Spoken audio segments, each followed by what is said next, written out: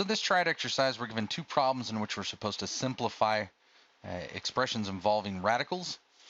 In this case, we have a radical on the outside of a set of parentheses with an operation of addition or subtraction on the inside of the parentheses. We simply distribute the radical term, just like we would normally distribute any other term. So with this first problem, we have the square root of 6 times the quantity 1 plus 3 times the square root of 6. So we distribute the square root of 6.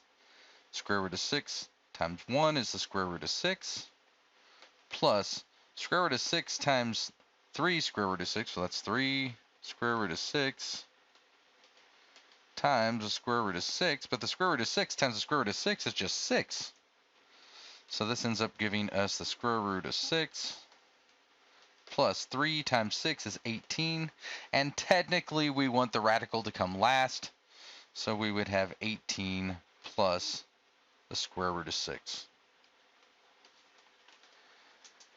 Part B, we're dealing with a cube root, but the process is essentially the same.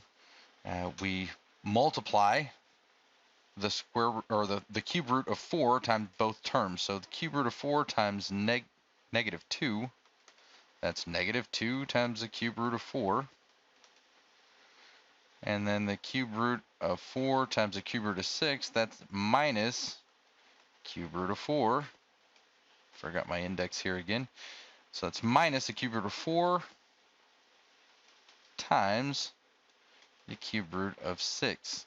Since the radicals are the same, we're taking the cube root, we can multiply what's under the radicals together under the same radical. So this is negative 2 times the cube root of 4 minus the cube root of 4 times 6 is 24.